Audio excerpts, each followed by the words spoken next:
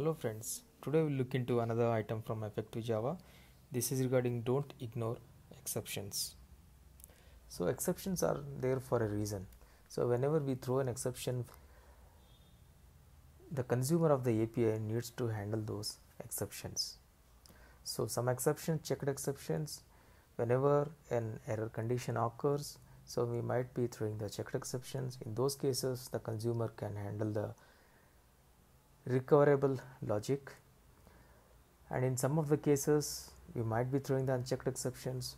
That means there are some preconditions before calling the API that might have been not be satisfied.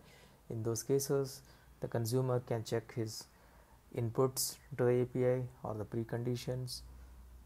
So exceptions are there for a reason, so we should not ignore them. So in many of the cases, normally we tend to use, like, let's say in this case, so it is throwing an exception and we are catching it silently. So this is not a recommended practice.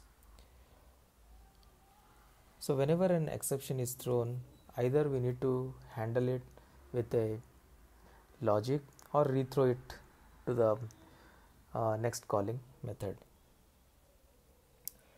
So in some cases we may feel that there is no need to handle the exception. Let's say, for example, there are some cases like file input stream. So we are closing the file input stream. So in those cases, we might not need to do anything special, but still in those cases we might be logging the exception. So if at all any error occurs, so we will be knowing it clearly from the logs where the error has occurred. So if no logic is required to handle the exception, in those cases also we should be mentioning the error logs with the exception message. So that will be useful during, so at least we should have the documentation. So whenever we don't want to have a proper logic, the recoverable logic, so we can have this kind of message. So it is ignored. So this exception is ignored because, so we can have a proper logic. So in summary, we should handle the exception, checked exceptions, we should handle the exception.